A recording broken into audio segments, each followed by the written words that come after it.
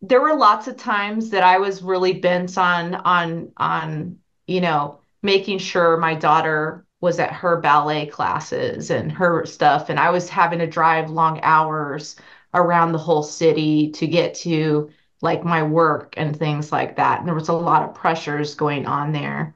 And so I used to kind of like I would go and I would like leave for those periods of time and I would do my own like ballet classes and stuff not because just because I loved it. There was times where I just felt like me and him were just butting heads all the time and we were arguing, and he was drinking a lot.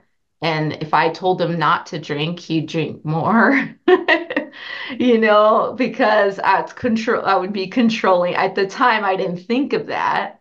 So I was always like telling, if something didn't go my way at that time, then there was uh, there was repercussions. And so you would never know what kind of mood I was in and how because it all depended on the people around me at the time. Welcome to the Empowered Wife podcast, where it's all about fixing your marriage without your man's conscious effort so that you feel desired, taken care of, and special, even if it feels hopeless right now. I'm Laura Doyle, and today we're talking about what to do when your husband complains too much. I'm going to show you two ways that you can change that. And my guest, Mary, felt so alone and really scared that her husband was either going to leave or cheat on her, especially when he brought up divorce during a fight. She decided to experiment with the six intimacy skills, but her husband was very skeptical, and sometimes it backfired. Then he started flirting with her, then seeking out her company more, and now the passion has skyrocketed between them. So she's going to tell us how she did it so you can do it too. But first, let's talk about what to do when your husband complains too much. So I can show you these two ways that you can change that. It's really annoying when your husband is complaining a lot because it sucks all the joy and the fun out of the whole household, out of your relationship, certainly. It also makes you feel underappreciated, and it can definitely lead to resentment if you're a mere mortal woman, like I am. So, what I'm going to share with you next, though, this is going to sound counterintuitive. What I'm going to invite you to try when your husband complains too much is not a ordinary power that most women have. No, these are superpowers that some wives have developed for strengthening their families, and you can develop them too.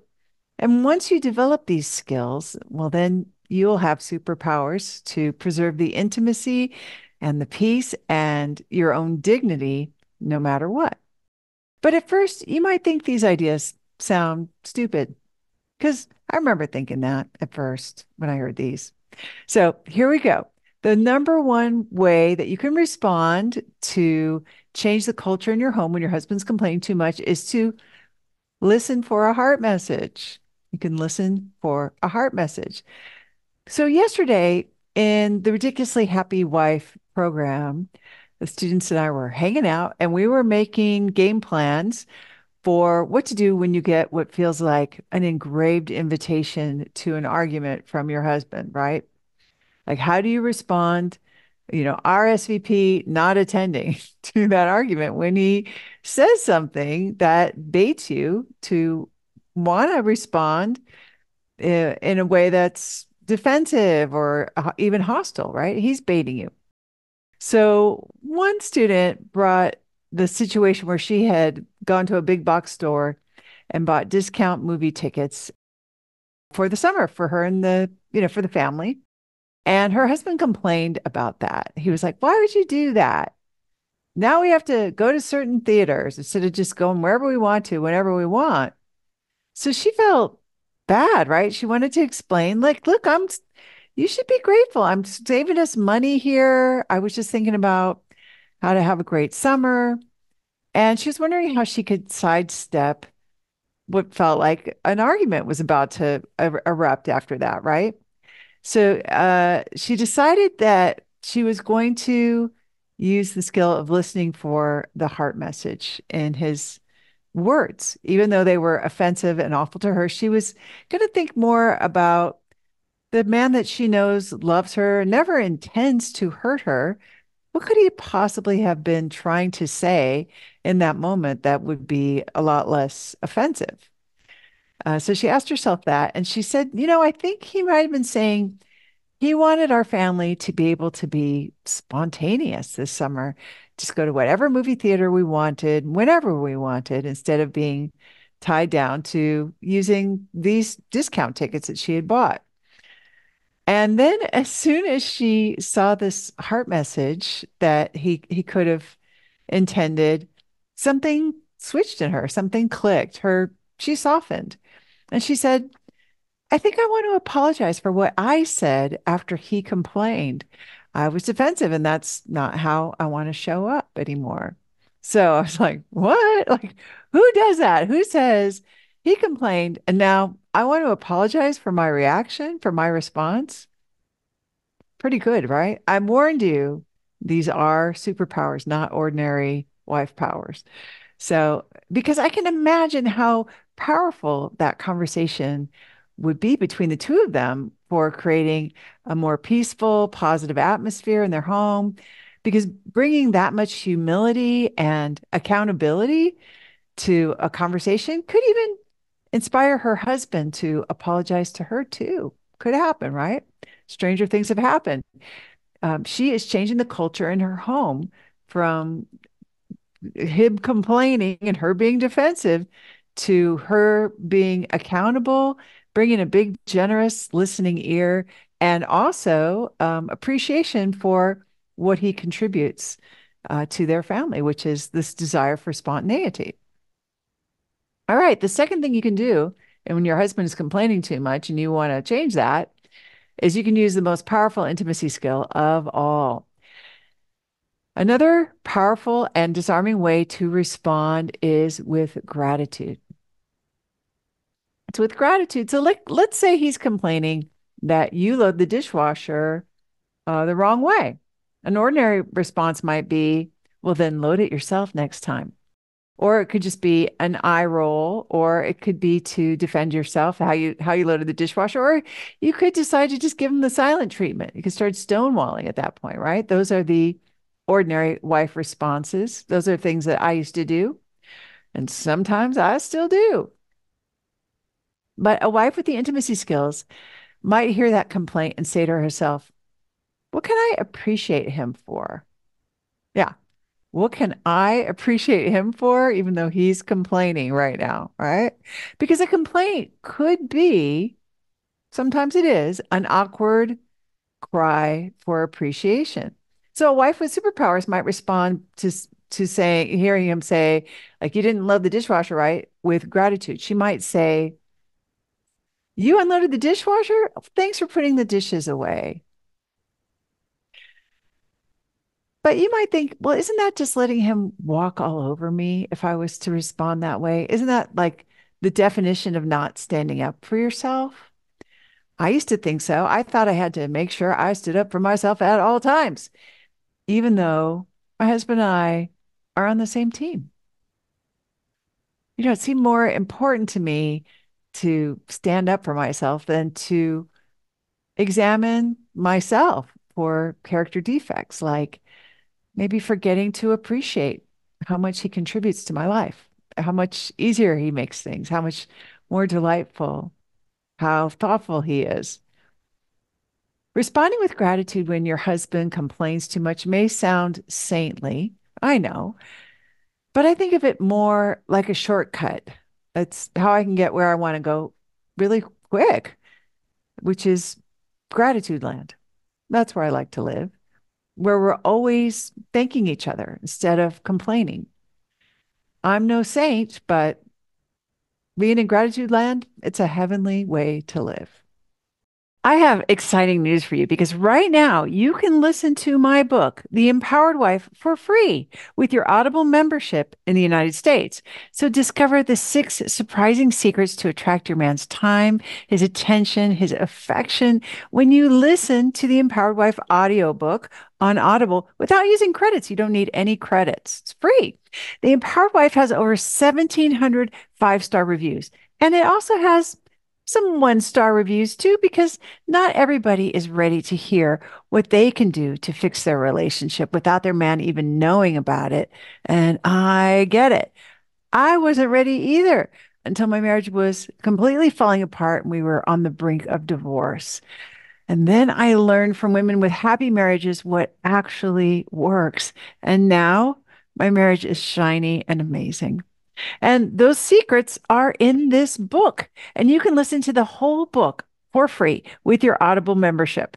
The only catch is that this Audible deal is only for a limited time. So to make your marriage last and thrive, go and listen for free with your Audible membership right now. My guest Mary felt very alone and scared that her husband would leave or cheat on her, especially when he brought up divorce in the middle of a big fight. She decided to experiment with the 6 intimacy skills, but her husband was skeptical when she did. And sometimes it backfired completely. But then he started flirting and seeking her out more. And now the passion has skyrocketed. She's going to tell us how she did it so you can do it too. Mary, welcome to the Empowered Wife podcast. I'm so excited to talk to you today. Thank you so much for having me. I appreciate it, Laura. All right, well, let's start with the awful bad old days. What were things like in your marriage?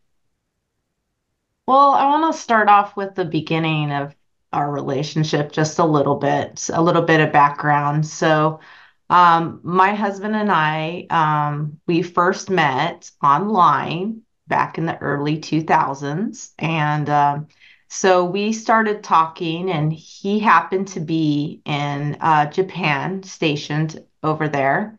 And I had no idea. I thought he lived in the area, but apparently it was his hometown he had listed on there.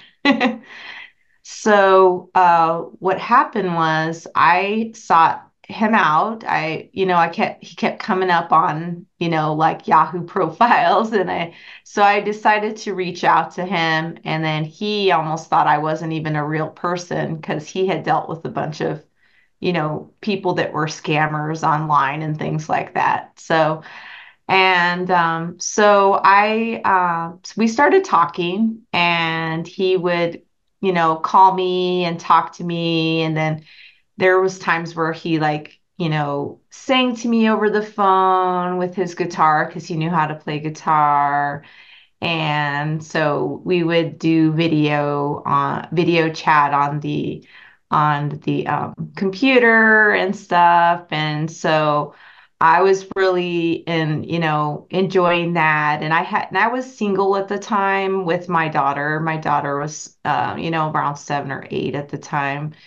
And I had gone through a really bad divorce Mm, a couple of years before that, and had a couple of relationships in between that just really didn't pan out for me. I was really hurt, and I didn't really trust very much at that time because of those different situations from my previous marriage. And so as I was talking to him, I was just kind of like getting to know him and everything. But then he would disappear for a little while and then not talk to me for a little while. And then he would come back and talk to me. And then so I was kind of like, well, what's going on here? I was kind of skeptical about, why are you, not talking to me? What's going on? And so later he said, "Oh, I'm going to come to see my parents at Christmas over in California." And I was in Nevada at the time, but and he went to visit, and I got all prepared thinking that I was going to meet him in person for the first time. However, he didn't come, and I was like, "Well, why didn't he show up?" Like, what is this? Like, why, what's going on, And so it turned out that he had met another girl in the local area at around the same time that he met me Ugh. from one of his buddies in on base.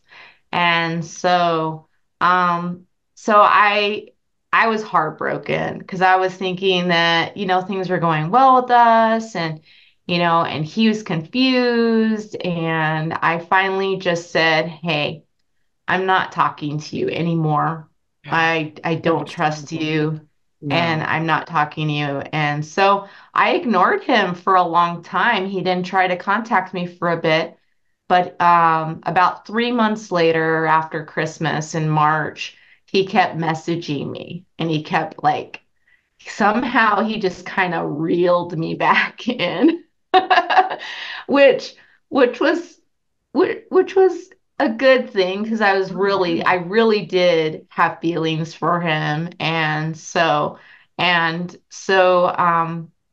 he decided to he had gotten orders to Kansas, and so he flew out there to do training because they are actually going to send him in cross training to Iraq. And so he paid for me and my daughter to fly out to Kansas to meet him at that point. And so I wasn't sure Wow. what was going on with the other woman or what happened with it, but he just kind of was like, I want to meet you, let's go, whatever. And so he flew me out there and then we just hit it off. My daughter just hit it off with him and everything. And I got to visit my mom. And then he got injured and they canceled his orders to go to Iraq because originally he was like, well, I'm going to marry you after I come back. And so I go back down there and he has a broken foot because he had hit a pothole or something like that running in a training exercise. And so he said, well, they got me in a cast and they're going to cancel my orders. So I'm going to see if I can get leave. And so he came out to Reno, where I was living, and we got married right away. That's really fast. But we had been talking for over a year. And the other woman, uh, he let go like right before that. So, um, anyway, so we got married, and then so I had to wait 6 weeks to go to Japan, and I had to get all these things done so I could get on his orders. So so I picked up my stuff. I was the only one living there with my daughter. All my family's kind of spread across the United States. So I didn't really have I was only in that area because I was going to the university and I was with my ex-husband previously in that state. So so we got everything together, went to Japan, and it was really rough at first. It was really rough. It was almost like an arranged marriage, sort of, because Yeah. we had Yeah. been really around each other except for what we No. connected with.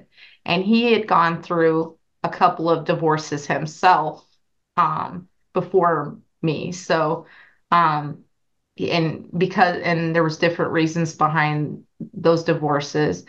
But we could relate in that way, which was weird in some way. And so I got pregnant right away. Like within 4 months, I was pregnant, and well, maybe less than that, a couple of months. And so the people on the base were not as friendly from his shop or his area because I was just this surprise to them because he had been dating the other girl. Do you know what I mean? And so I was like,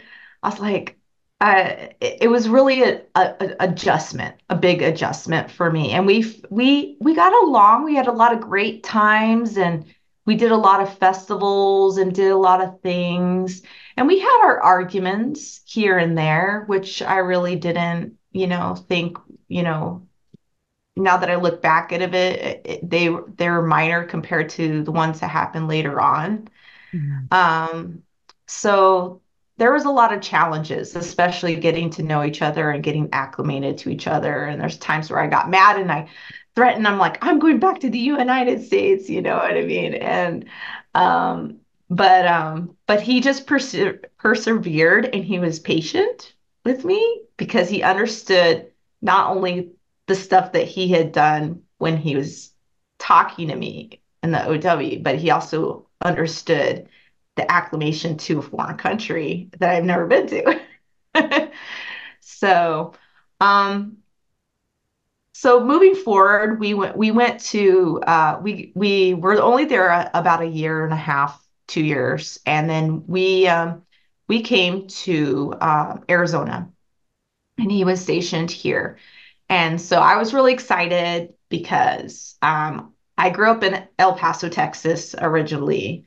And so I knew the desert, but this was a beautiful desert here.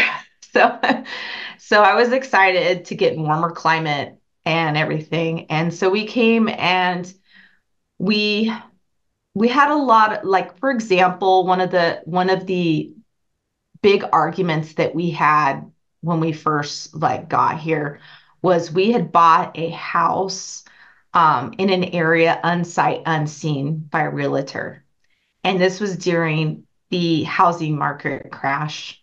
And so one of the things that we did, we bought this brand new home and the builder pulled out after we moved in, and it was not that far from a dairy farm. So it didn't smell that great. Smelled bad.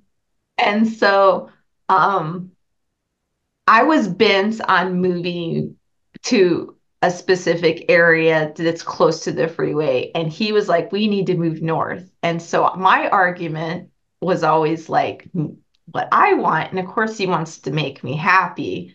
And so I, we constantly argued about, well, you wanted the house over here. And then he would say, I told you we should have moved to the north of the freeway, you know what I mean? And just there was just like that back and forth of, and then there was a little bit of resentment between both of us for making this decision and buying this home and everything.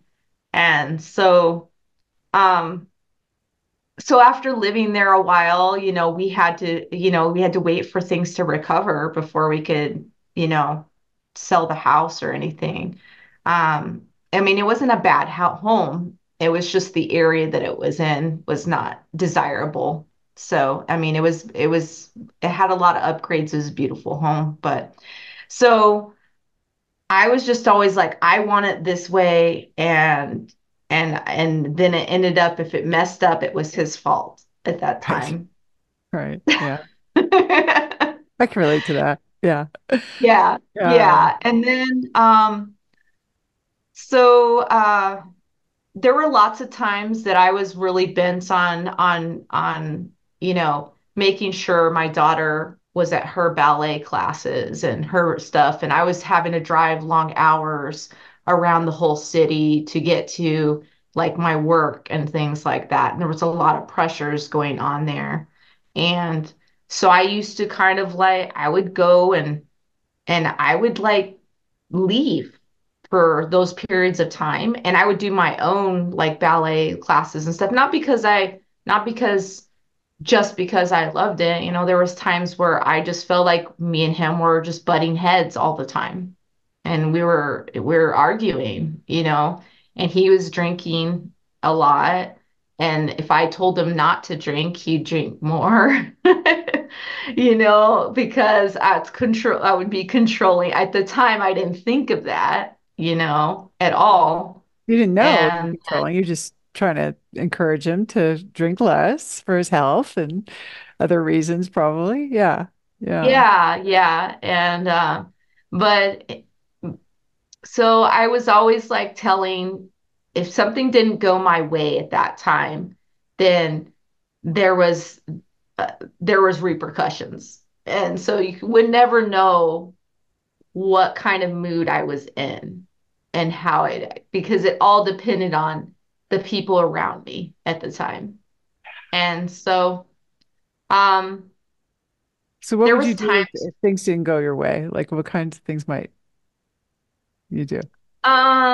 so for example, when we were overseas, there was these beautiful parties overseas at the bases. They have like, beautiful Christmas parties and they're a little more formal and everything like that.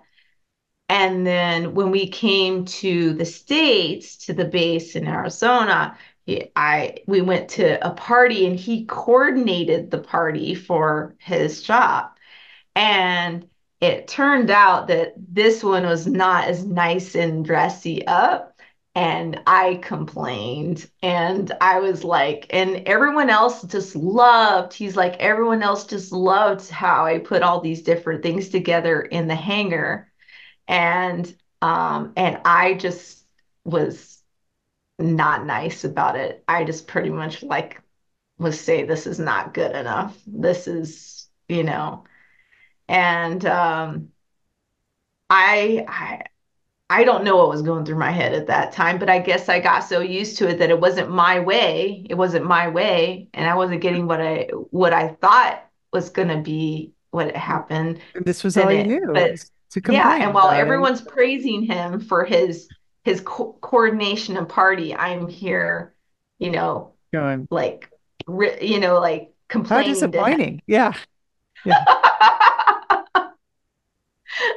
Yeah, yeah. Yeah. There was one time where my behavior wasn't always that great somewhat because I didn't trust people as much because of a lot of abandonment of friends and things over the years and stuff. And so, or I'd act like I'm better than some and better than another person, but not realize it, thinking I'm being self-confident, but I was actually making them feel less. For example, if he brought friends around or, certain people, um, I would, I might be quiet, but I might act like that, there might be a little bit below me. So just my behavior, my mannerisms were just not as welcoming and, very, you know, nitpicky or just kind of like, just like, oh, well, this isn't this way or that way, and it has to be this way. So very much a perfectionist kind of mentality. Yeah. But coming out Yeah. of maybe feeling insecure yourself and just wanting to Hmm. try to come off like you're okay. And then Yeah. And yeah. when he spent time with friends, I was jealous at the time but my behavior wasn't inviting him in to be around me. It wasn't constant. It was just like an up and down motion, kind of like, we'd have good times, we'd be fine, everything, we'd do things. And then there would be times where we were down. And then we moved. This was the part where we moved to another part of town. He had retired from the military and became like a professor and everything. And so we moved to this part of town that I really loved. And at first, he was very skeptical about it. And he used to actually yell at me about how much it costs to move to that area beforehand. And I stopped pushing it, but I said, I got to the point where like I was like, let's just go check it out. Let's go just check it out or whatever. And it was close to his work, so that made it like 10 times better to want to move to that area. And so I didn't have the skills yet, but I knew when I walked in that door, I was going to say, I don't care what house it is. In my head, I was like, I want to move to this area of town. You know what I mean? In my head. And usually I'd be like, no, I want this house and da da da da da. And, and I finally, like, I was just like, I want this house. And so he I didn't say I want this house. I want this neighborhood. Sorry. Yeah, the same. And yeah. And we looked at two different houses and I said, whatever, whatever you think. I didn't say it that way, but because I hadn't had the skills yet. But he chose the house and I was happy, and everything. And we were doing really well and we had our ups and downs still.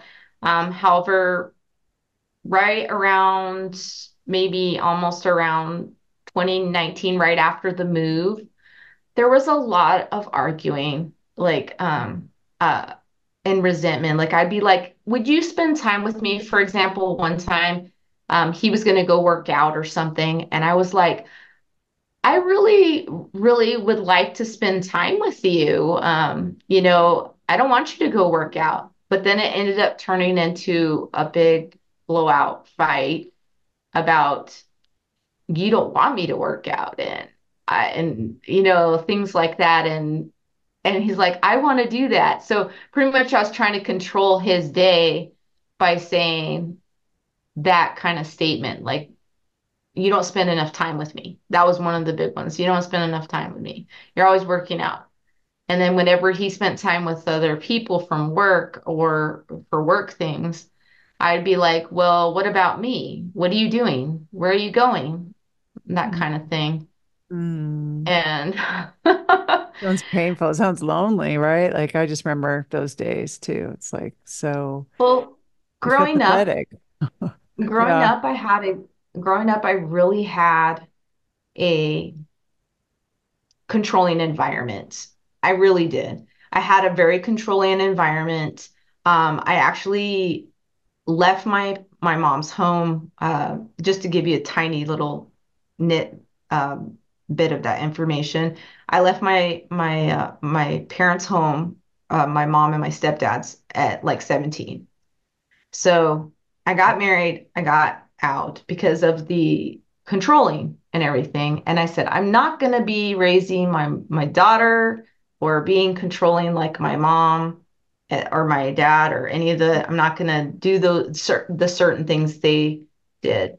But instead, I didn't do those things, but then I did them for other things. And so I ended up doing similar behaviors. So, for example, if someone was wearing, like if my husband was wearing a hat I didn't like and he wore it for a reason at the pool, I'd be like, well, why are you wearing that? You shouldn't be wearing that. Why don't you do that? Or why don't you take your shirt off? Why are you doing that? So I just question that and just kind of nitpick at that. And that's what I was doing. I was doing those types of behaviors. And I really just, I think I had a lot of fear and I've had a lot of fear most of my life. And Mm. so if I couldn't control my environment, then I would have more fear. And if I could to some extent, then I would feel safe. I'd feel safe at the time.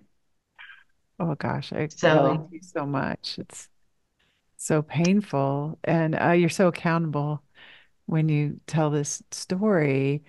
And that it just takes a lot of courage, a lot of humility to be so accountable.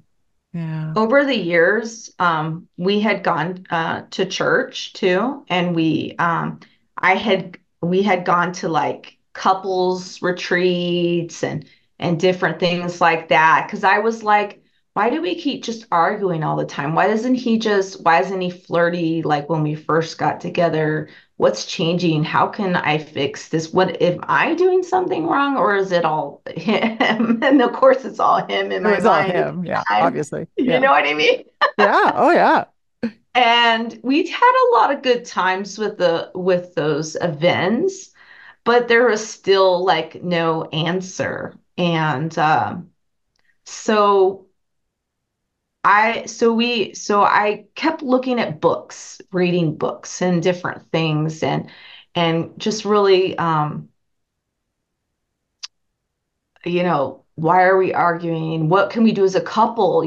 Like let's do couple prayers or couples together or something, to try to, eliminate some of the resentment that I was having towards him for not doing what I wanted him to do when I wanted him to do it, and the people around me, and just but it never worked.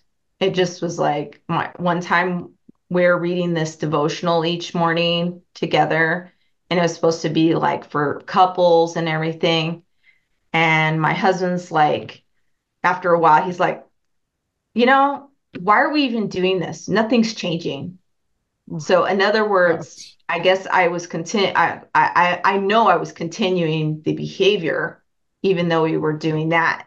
And I was like, oh, see, you need to read that right there.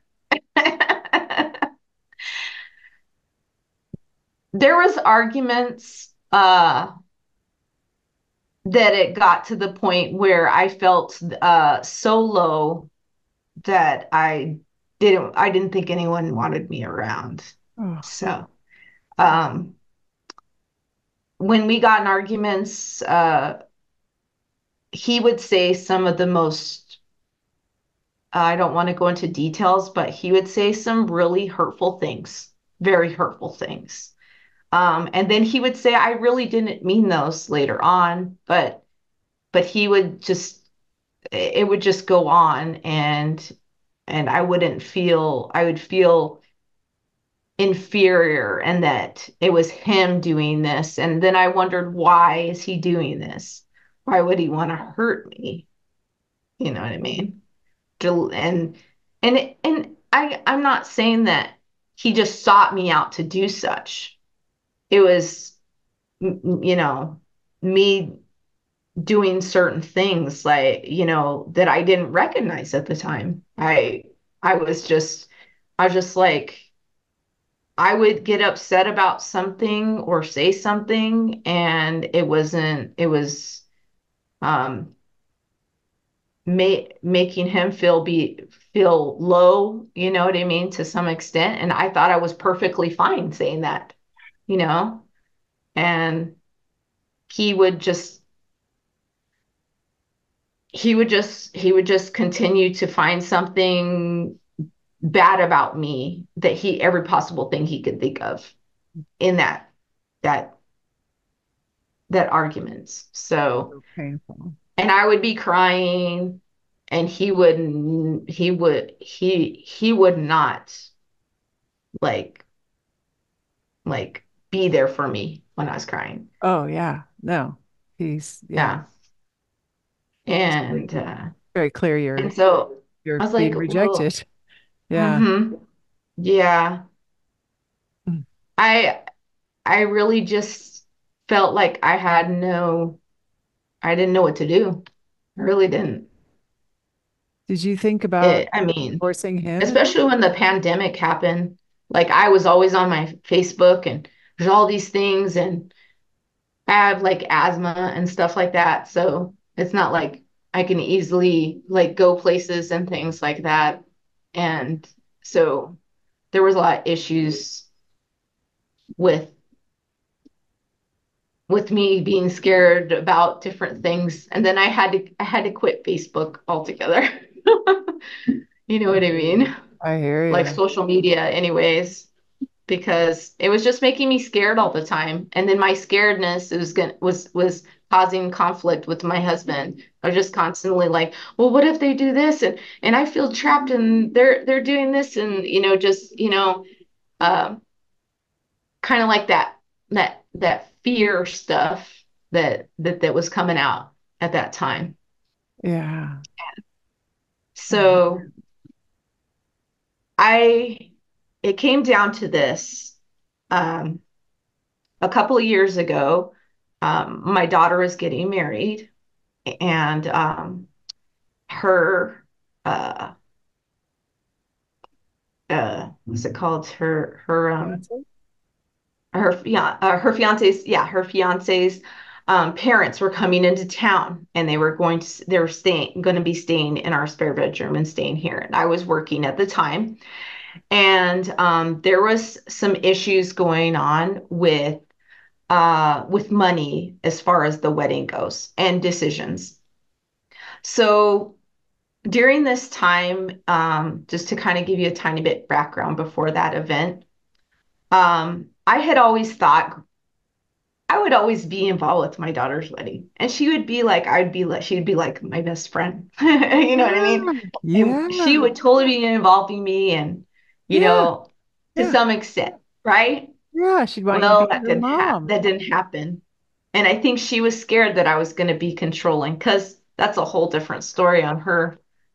I was somewhat controlling of her in many ways and always constantly giving her advice and things to that extent.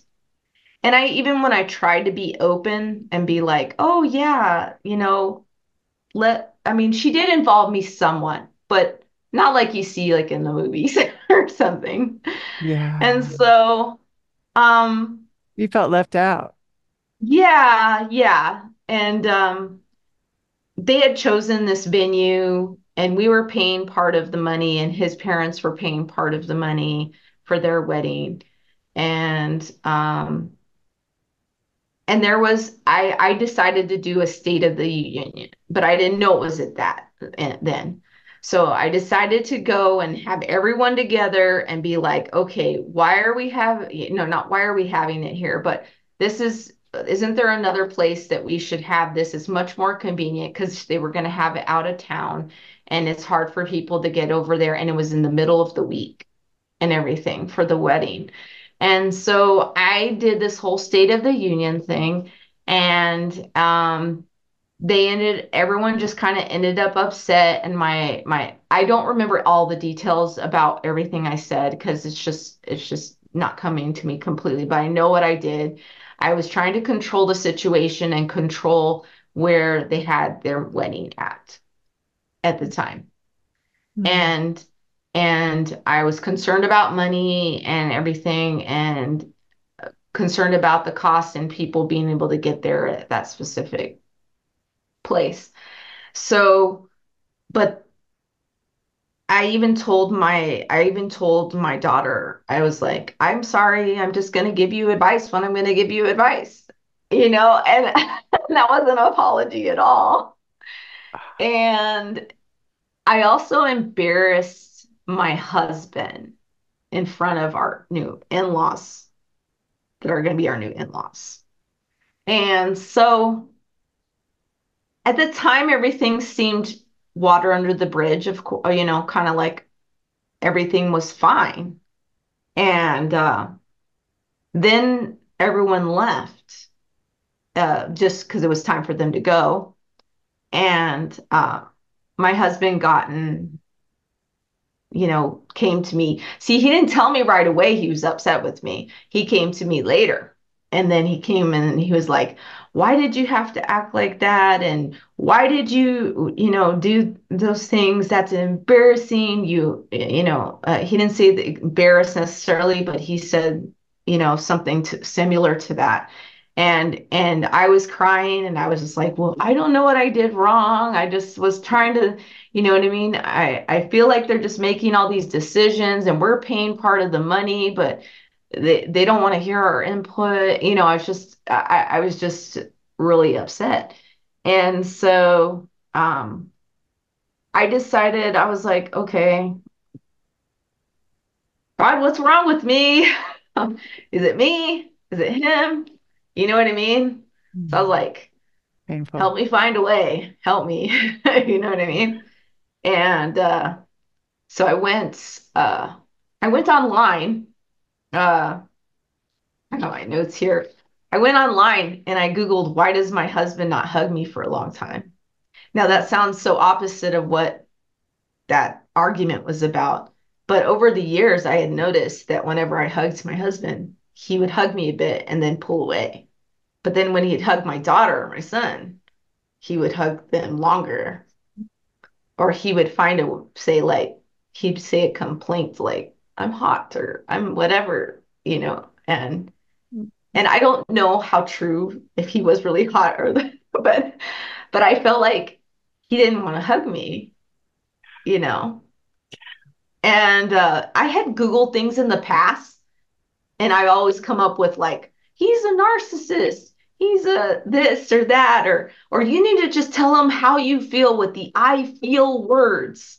Those are the things I was looking up before that Google search. Those were all the things that I had tried. I had tried everything. I had read about, the what was it called? The you know, like the not the it was trying to remember. It's the one where you have a specific trait and you take a test and everything. So I did all those ones where you Yeah. take the test and you say, okay, well, I'm a caregiver. Okay, I can't remember the name of it, but just I'm this or I'm that. And you have to do this because you're this trait. Right. And Right. yeah, and Oh.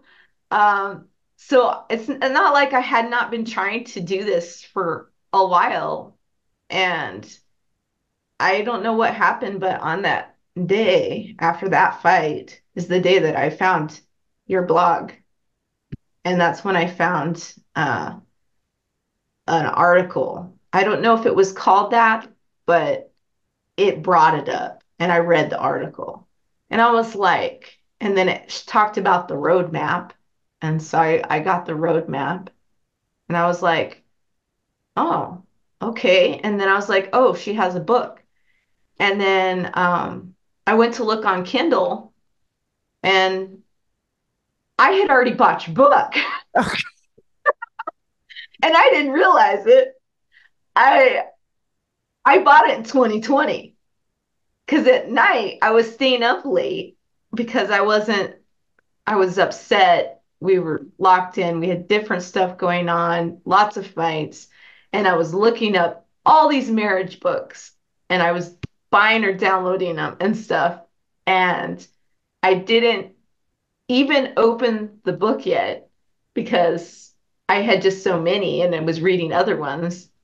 And then I went to and I was like, oh my God, there is the book. And I started reading the Empowered Wife, and then I started reading the Surrender Wife. So, and at first I was like I could relate more in the Surrendered Wife a little bit.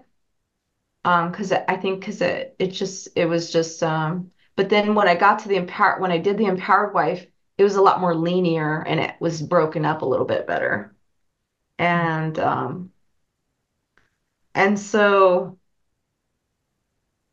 I was like, okay, I didn't know all the skills. I didn't know what, but I was like, I was desperate. I was just like, hey, you know, I'm gonna try it. I've tried all these other books that I've read and they didn't work. Let me try this one. And then as I read it, I was reading at night while he was in bed next to me at night because I was stayed up late. I'm a late person. And and then I saw that you had a blog and then not a blog, a podcast. And so I started listening to the podcast and I was like, oh wow. Oh, these women have gone through a lot, you know what I mean? And so, oh, that sounds like me, but oh, that sounds like me. But I think when it really got to it, I think there was one part of the book that I got to, and it was the controlling part. And that's when I kind of cried. I cried. I was like, can't believe that's what it is. But I can't believe it. I'm glad that I was open to it at the time. I think I had tried so many different things. I think I mean, he wasn't trying anything. I was like, go read this. No, he wasn't, not that he wasn't trying. He actually was No. patient enough he was patient enough with me to be with me as long as he did. So, Yeah. and deal with my ups and downs and I mean, nobody's perfect, not even him, but I found that I found that I was responsible for quite a bit. It's a Right. hard moment. And The before horrible hard moment. Yeah. and I had to cry. I was like, I'm not being accountable for myself at all. It's all been his fault at that time. And I was like, what do I do? What do I do? And so I started listening to there was times where I was listening to podcasts and I just cried. And I had to be careful because I was driving at the time. And because I was just like, you know, I really, really thought that it was all him before. And people would say, "Oh, he's just a wonderful guy." And his mom would be like, "He's just a great guy." And he does, and I'd be like, "What? You don't really know what he's really like." Yeah. Not before. He says mean That's what I thought. things. Yeah. Yeah. Yeah. I was like, I never know what I'm going to be doing, like if he's going to get mad at me or not, or I'm going to say the wrong thing. And, and, and, and that's why, there was some distance between us. I mean, Hard. before. So, but What did you start doing differently than what you had been doing I once you think what I really started with first was relinquishing control, to be honest. it's a hard one to start with. Yeah. Yeah, it is. I wasn't perfect at it before. No, no, no. But I think I started with his driving. I was really bad with that. And by the way, occasionally I mess up once in a while. Oh, I get, yeah, me too. Yeah. but I did start with that. I started relinquishing control with that. I I used to in the car, I would just be like, oh, oh, you know what I mean? Like just like you're driving, slow Brake down, lights, brake lights. stop, Yeah, park yeah. here, go park here. Why aren't you got me next to the door? You know, Yeah. which is horrible. Very Like, militant, I guess. yeah, like let me out of this car. It's so scary in here. It's too dangerous. Yeah. Yeah. Yeah. So you Yeah, stopped doing that. Did he even notice? yeah. I stopped saying things. Okay, so one of the things that he started doing, one of the behaviors he started doing, was before the skills, was he would go to the restaurant or bar after. Well, it's a restaurant slash bar, but he'd be at the bar after work and stuff. And so in the past, I had thought the you know that well in the past before we got together, he would call me and he would be at a bar before we met in person, and he had the OW still at that time. Oof. So my assumption was he was just going to cheat on me. You know what I mean? And that's why I was going there. And I was constantly tracking him. I was an investigative reporter. So you can understand the ramifications of my control. If he wasn't here with me, then he was doing something he wasn't supposed to be Those- doing. Because I Yeah. was, yeah, this all stems, by the way, from my previous divorce, being cheated on, and everything. So, and just, it's just a long history type thing. And I would try to find evidence and everything. And I think it was partly because my happiness always depended on him and Mm. not myself. I always went after, I always went after, if he wasn't doing what he was supposed to do, I wasn't happy. Yeah. He had to do Yeah. certain things to make me happy, and that's it. And that's the That's only way I'm right. going to be happy, and everything like that. Yeah, if he would stop going to the So, bar, then you could be feel safe and trust him. And but he wouldn't. Yeah. So then you couldn't. So that's it, right? Yeah. Huh. So when I started the skills, I had to really, really stop tracking and contacting him to see what he was up to when he went to go have a drink and everything, or to go have appetizer or whatever after work. Um, so which was a little bit of a struggle at first. Um, After listening to the podcast for about 4 months or 3 months, yeah, 3 months. Okay. Uh, yeah, maybe 4 months. And I joined the challenge in August. So the 5 day challenge. And I was like, okay, because I would heard it on the podcast. And so I decided to get on the challenge. So I did the challenge and I started working on the skills with other women each day.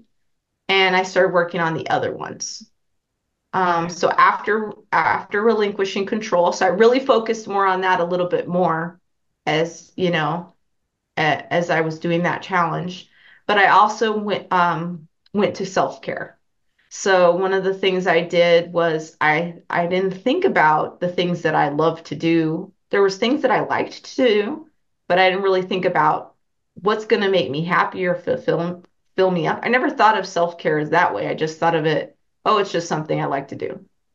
Yeah. And so I didn't realize I need to do things that I love so I can fill myself up, be better for my husband.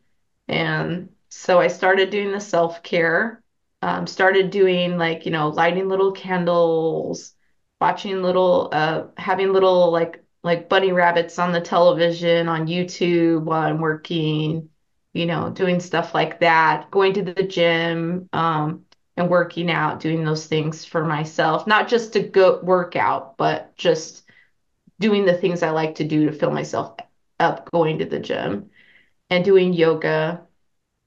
Um, so after that, I joined the Ridiculously Happy Wives. I said, oh, okay, I'm going to try this out for 30 days. And my husband, I didn't ask him. And Just did it. I made a mistake there a little bit. I didn't ask him. I just went in, signed up for a month, and he was not too happy because he didn't know what it was. We didn't get in an argument, but he said, he's like, well, we can't really do that on a regular basis or something like that. So I got some coaching, was in and then I was introduced to this spouse fulfilling prophecies. So one of my first spouse fulfilling prophecy is I took yours, Laura, Mr. Moneybags, and so I started building him up in that way.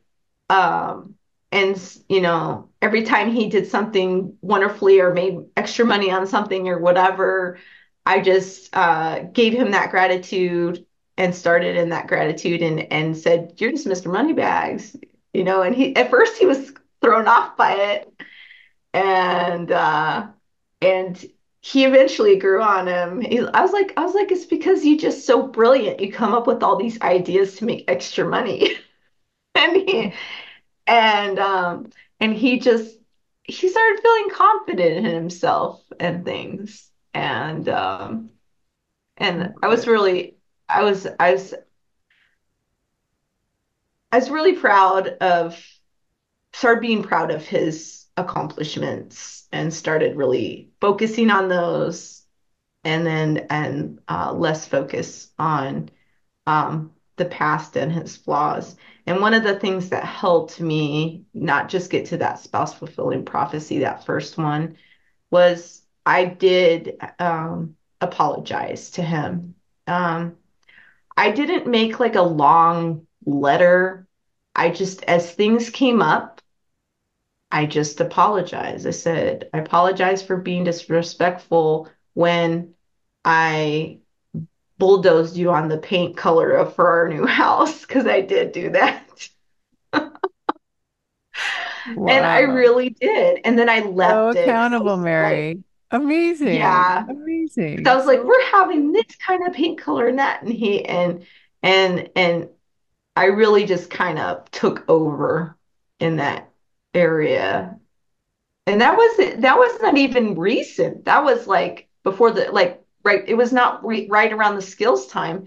It was like that was like 2 or 3 years previous that I apologized for that. wow. So yeah, Wow. so I was just things as things came up, I apologized. You know Wow. what I mean? I love that. I admire And that so much. and I didn't give excuse because I didn't need excuse. I was really sincerely, sorry, apology. I was disrespectful. I was controlling at the time. I was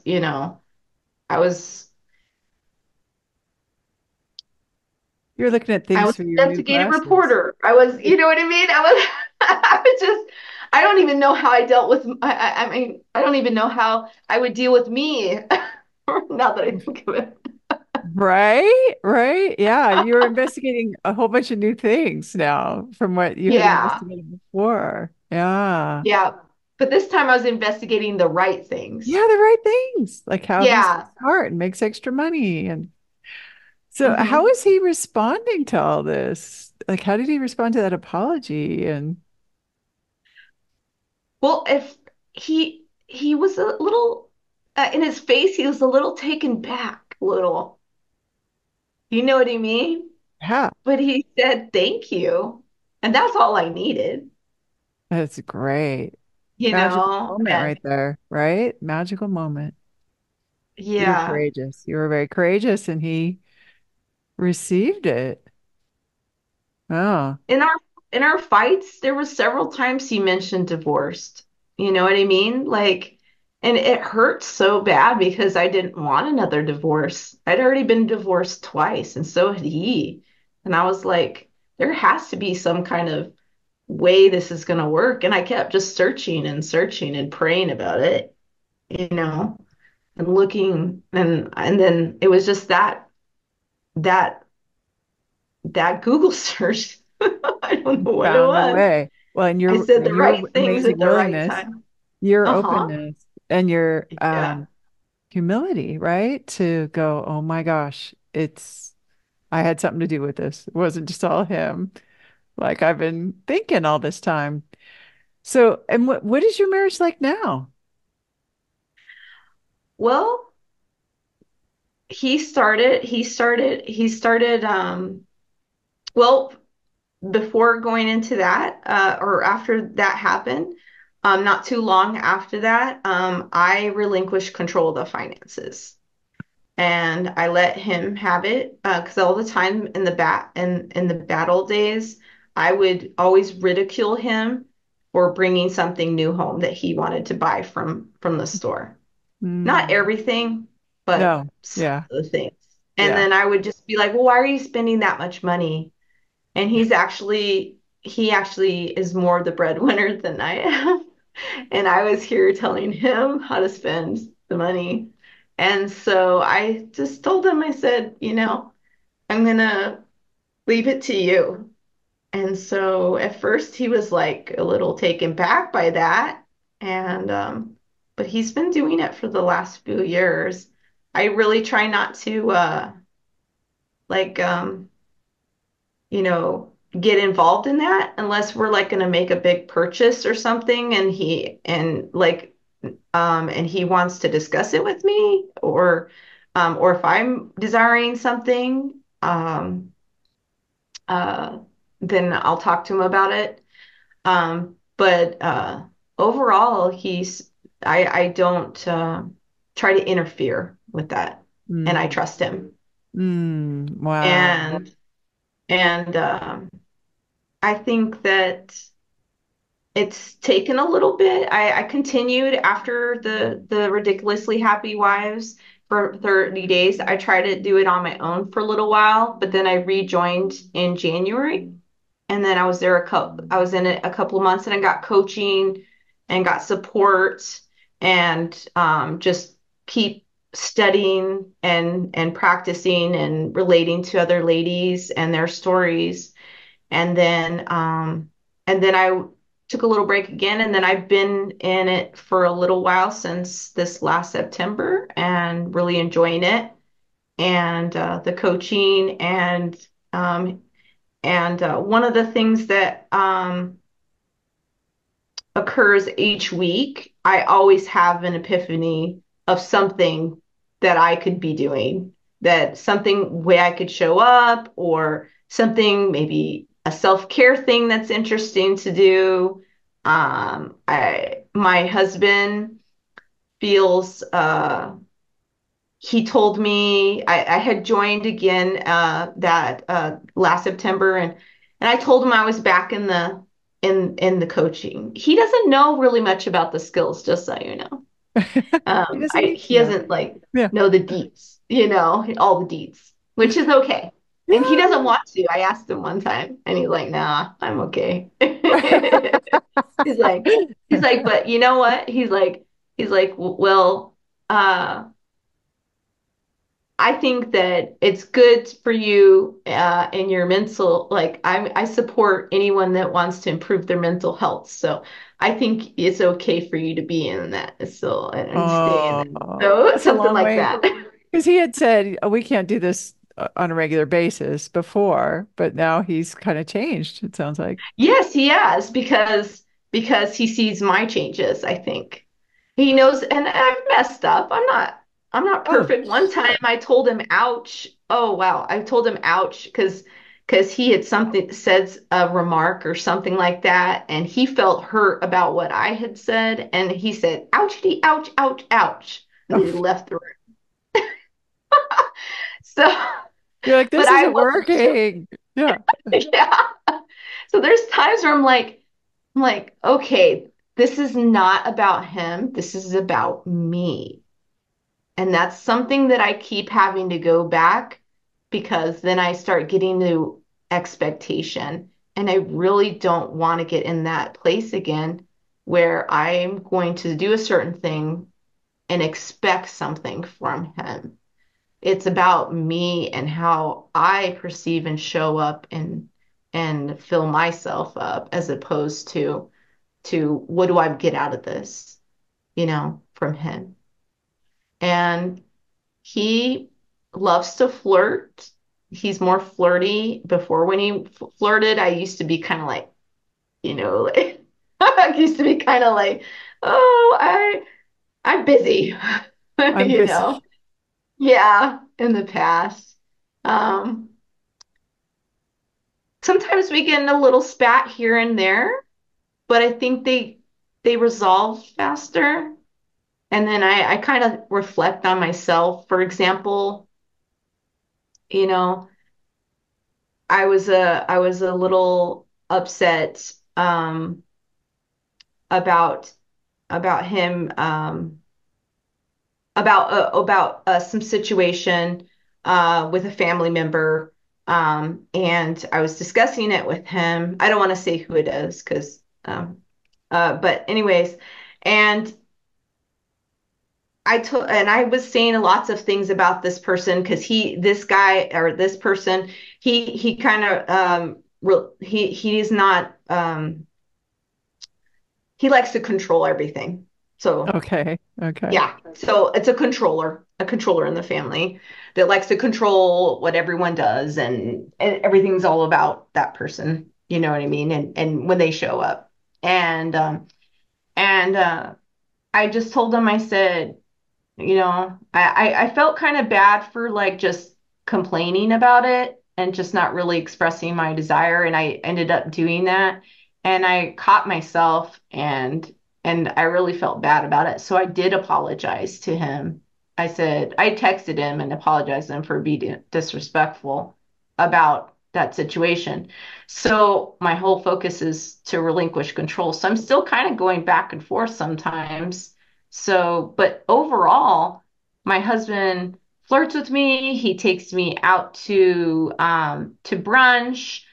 We don't make date nights, that whole thing about make a date night. Well, unless you have children, you probably have to plan it Yeah, so you can have babysitter, when they're small. which Yeah. we did when my son was smaller. Um, however, we just go whenever. We don't have like plans. It's just spontaneous. Like, oh, Nice. let's go to this first place or whatever. Or let's go, And it's not really about I want to go to this place or anything like that. It's more like oh, we both like the same places. Oh, what do we feel like? And then we just kind of go with it for that. It sounds like So, it feels easy, yeah, it does. It feels much natural. easier. Yeah. What about And what about the hugs? well, the hugs are longer and there's more cuddles. I expressed the desire to get a television in our room. I was big on not having a television in our room because I thought it was just a peaceful place to not have any kind of technology. But when we first got together, we used to hang out, like when we first got together in Japan, we used to hang out in the bed sometimes like all day and watch like scary movies and just and watch different movies. And not all the time, just like maybe like once a week or whatever, just on the weekend, if we didn't have anything. But we stopped doing that. And so recently, over spring break, I was like, I would like a TV. And so he got the best TV, the UHD, and a cordless sound system thing and everything. He put it on the wall and added everything and he gets really sleepy at night, and so it's so easy. Like we just go and we cuddle, and sometimes we have PI. um, it's actually been a wonderful thing to Oh, have in our room because he number one, he doesn't get interrupted when he falls asleep on the couch, and we have to get him. I have to get him to go upstairs. So and the other one is the biggest bonus is rubs and cuddles. And I love the cuddles and rubs, and that's what I wanted. I love rubs and cuddles, and now he's just really open. He doesn't ever. He used to in the past when we used to get in arguments all the time. He'd be like, well, "I'm gonna go to the spare bedroom and sleep in there," and I'd be like, "No," and there'd be a big, back and push and forth with pull. that, Yeah. and so now he's really open and he accepts my apologies a lot faster than he used to. Oh, So yeah, yeah, nice. Nice. Wow. yeah. Well, So great job. Like you have transformed this situation. It doesn't sound like the same relationship at all. And the kind of conversations like that one about the wedding venue, like those aren't happening, it sounds like, at your house. no, and I did. I've been trying to do it with my children too. The skills. Uh, my son a little bit more challenging, somewhat. But my daughter came over and Mother's Day and not Mother's Day. It was the weekend before Mother's Day, I believe it was, and they came over, her and her husband, and I had given her an apology for being disrespectful to her when I was trying to tell her what to do, not spending time, tell her what to do. She was spending time with friends when she first moved out in 2020. And I was like, well, trying to make her feel guilty because she wasn't spending time with me enough. And so I did apologize to her for that. But this last Wow. apology, I apologized to her directly about the wedding issue and that day, that one day. Wow. So I didn't, I probably could have done it earlier in the skills. However, I've been mainly doing it with my husband because I live with him and my daughter doesn't live with me. So I only see her every so often. And so I'm one of those people where if something comes up and I kind of remember it and I think I know I apologies needed, I'm gonna do the Laura Doyle apology. because because I may have not thought about it previously because I was focused on something else. You And know, so, it just really shows that you've been putting a lot of focus and energy and commitment into becoming the best Mary you can be with these apologies and repairing those relationships. Yeah, repairing the relationship with your husband, certainly, but it sounds like the relationship with your daughter has probably also transformed. yes, yes, it is still transforming. I think because I'm not with her on a regular basis, uh, she doesn't see it as much. Well, she sees it. She does see it. She has recognized it. Um, However, she um, isn't able to get the full Sure. picture She doesn't have as much without. exposure as your husband does Yeah. to the new Mary. Hmm. But Yeah. I bet it's made you closer with your daughter. Yes. Yes. Definitely. That And must be my so son-in-law and exciting. my son-in-law. And your Yeah. son-in-law. Oh, Yeah. who doesn't Yeah. We have a want great that, son-in-law. right? That is dreamy because that can be really challenging adult kids, right? That can be a relationship that really struggles. Um, you must just feel so proud that you've created that connection there. Definitely. My husband sees it too. So he seems happier. He like because of my spouse fulfilling prophecies, you know, like not just the Mr. Moneybags, other ones were I just show gratitude, but also, when he does something well, I'm going to say you're smart, you're everything. And I mean it too. It's not like I'm faking it. Before I could have faked it to make it back in the day, maybe, but I really Not think that anymore. he's smart and very a wonderful provider, and he does a lot of things and has a lot of talents that I think in the past I may have taken I know I took for granted at that time, and now I just see it. And then what's nuts is 2 years ago I started calling him Mr. Moneybags, and he just became a dean this year. Oh my gosh. So more Yeah. money, huh? For So Mr. he got a Moneybags. promotion. And Whoa. I'm giving yeah. you all the credit for that. I think that's all Oh, you. thank you. Well, he did something because he's very smart. But everyone just loves him at work, and he has a lot of challenges. He's very very highly intelligent, and he can move fast. It's amazing, faster than my brain by far, and he's just doing so well with it, and having me be supportive is that icing on the cake, I think, because if your wife isn't supportive of do you feel as motivated? I mean, he's always been motivated, but it Uh, helps to have a supportive wife, I'm sure. yeah, right? Somebody you want Because to I would take have been just out like, and Bill, you shouldn't do that. It's a big risk. Or, that would be the old Mary, you know what I mean? yeah, yeah. Yeah. Yeah.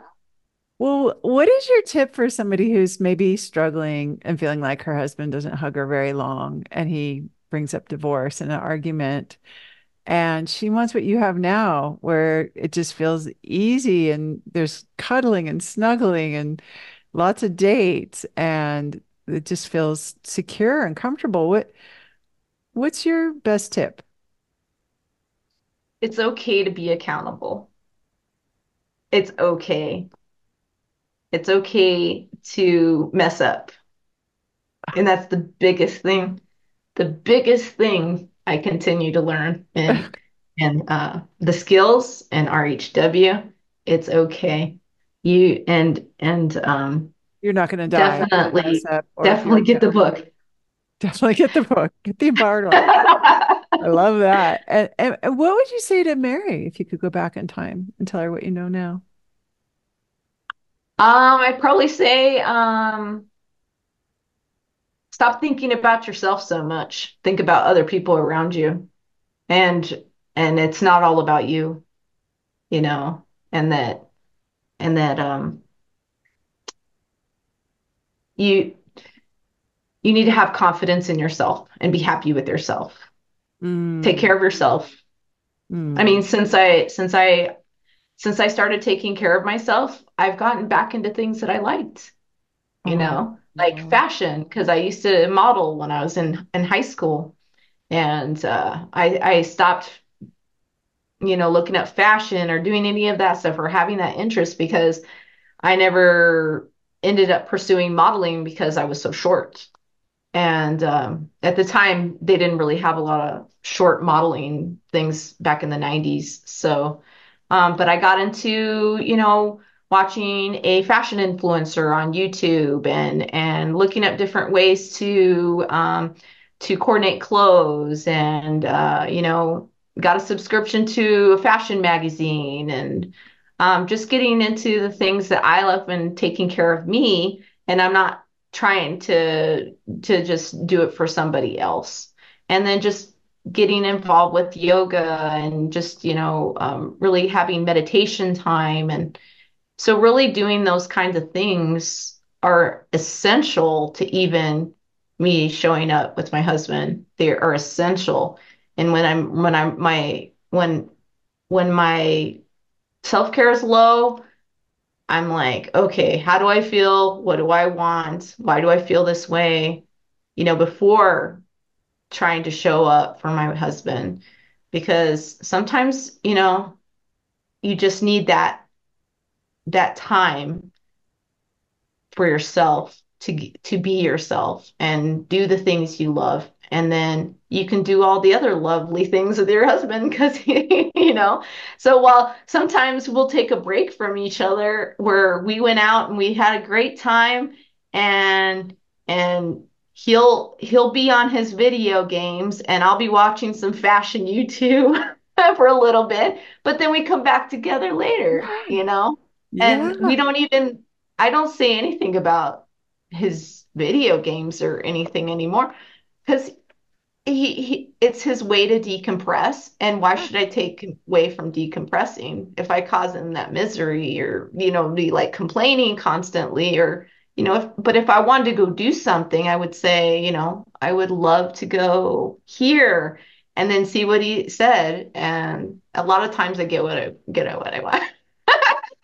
I I'm love like, that, Mary. I I would love love to that. go to this restaurant, or I would love to go to this store or whatever, so we can look at this or whatever. Um, if he doesn't feel like it at the time, I don't have an expectation. I just kind of be like, oh, okay, we'll do it later then. And so I think just really focusing on continuing to take care of me, and that's the biggest thing. And for anyone out there, take care of you and fill yourself up. Even when I had kids, when they were younger, I didn't realize it was self-care at the time, and I didn't realize it, but when I did things I liked, um I enjoyed myself. But then when I depended all my happiness on my husband and and gave up stuff because I thought, oh, well, I need to be for his attention all the time and I need to do everything for him and I need to be there for him, or you know, and I don't think I don't think I was showing up the proper way Not the way for you him. like to show up now. So, Yeah, yeah. And I yeah. was always kind of like, I was always expecting the worst. And that's something I don't want to do, is expect the worst. And sometimes I get a little in that mindset once in a while, and then I have to like focus on the skills, get on a coaching call, do something. to turn that mindset around. Because that's a lot of years of having, like, I've been married, it'll be 18 years this year. And I've been doing the skills for actually, it'll be 2 years, actually. Yay. It was 2 years this year that I Wow. started reading the book. So, and Wow. I have many more years to continue practicing to make up for the years of all the controlling and evidence looking for bad things to happen. Well, you're doing great, and I do want to present you with my award. First of all, Oh, thank this is the you Best so Wife much. Award, and you deserve Oh, it for for creating this transformation in your family, not just with your husband, but also with your daughter. It's best wife and mom, maybe. And I just want to say how inspired I am by all that you've done and all the ways that you have. I mean, when you speak, the skills are just pouring out of you, and you sound like a future coach to me, actually. So oh, thanks. congratulations. Very inspiring, Mary. Thank you so much for sharing your amazing story with us today. Thank you so much, Laura. You are a lifesaver, and I am so glad you published this book and put out all this support for women. It's changing the world, and I'm passing it on to everyone as I find them. Oh, thank you so much. Thank you. Well, this has been great. I think you've inspired a lot of people today. Thanks. According to a study at Harvard, and this was horrifying to hear, if you know a couple who's getting divorced, you are 75% more likely to get divorced too. Woo! It matters who you listen to, which is why over 7,000 women like you who think that having a great marriage is important have joined our free Adored Wife group. The Adored Wife group is a launch pad where you can meet our certified coaches and discover the best next steps for making your marriage last and thrive. It's 100% free to join. Just go to lauradoyle.org/group right now. This is a private group and it's not for everybody, but if you are a wife or girlfriend who thinks that having a great marriage is important too, we'd all really like to meet you. So go to lauradoyle.org/group right now to join us free. That's lauradoyle.org/group.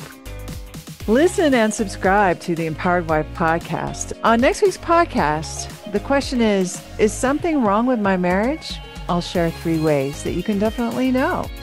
And in the meantime, I hope you're having lots of fun. Today's fun fact is that people say they don't want to be on the wrong side of history. Well, in my case, I just don't want to be on the wrong side of physics. Gravity,